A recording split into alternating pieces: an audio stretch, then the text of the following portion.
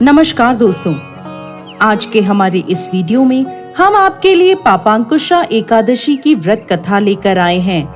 इस कथा के अनुसार एक समय कुंती पुत्र युधिष्ठिर ने भगवान श्री कृष्ण से प्रश्न किया, हे मधुसूदन, अश्विन मास के शुक्ल पक्ष की एकादशी के बारे में मुझे बताइए।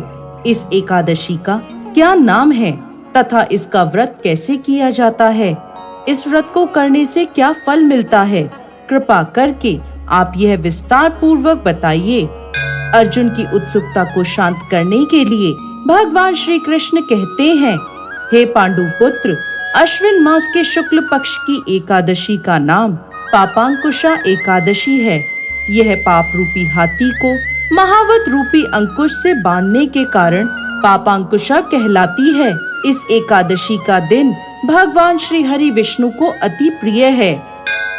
पापांकुशा एकादशी की व्रत कथा के अनुसार प्राचीन समय में विंध्य पर्वत पर क्रोधन नाम का एक बहेलिया रहा करता था। वो बहुत क्रूर था। उसने अपना सारा जीवन हिंसा, लूटपाट, झूठ बोलने, मदिरा का सेवन करने और गलत संगत में रहने जैसे सभी पाप कर्मों में बिता दिया था। जब उसका अंतिम समय आया, तब यमराज ने एक दिन पूर्व अपने दूतों को आज्ञा दी कि क्रोधन को दरबार में पेश किया जाए। यमराज के दूत एक दिन पहले ही क्रोधन को लेने आ गए और यमदूतों ने उस बहेलिये से कहा, कल तुम्हारे जीवन का अंतिम दिन है, कल हम तुम्हें लेने आएंगे।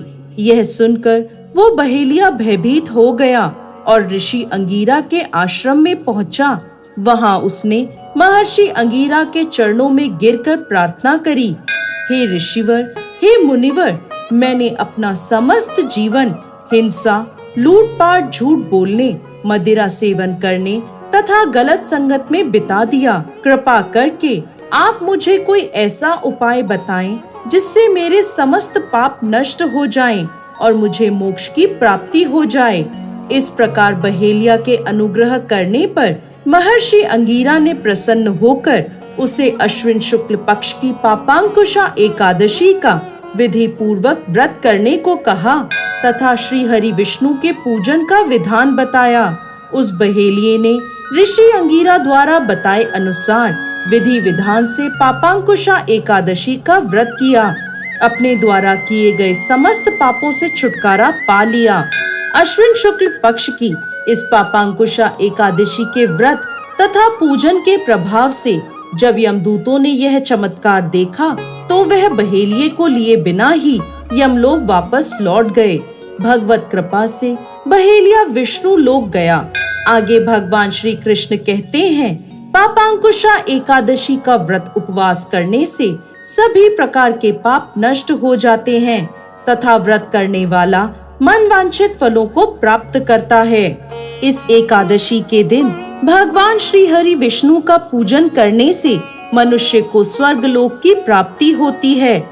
हे अर्जुन, जो फल मनुष्य को कठिन तपस्या करने से प्राप्त होता है, वो फल पापांकुशा एकादशी के दिन क्षीर सागर में शेषनाग पर शयन कर रहे भगवान श्री हरि विष्णु को स्मरण कर देने से ही प्राप्त हो जाता है।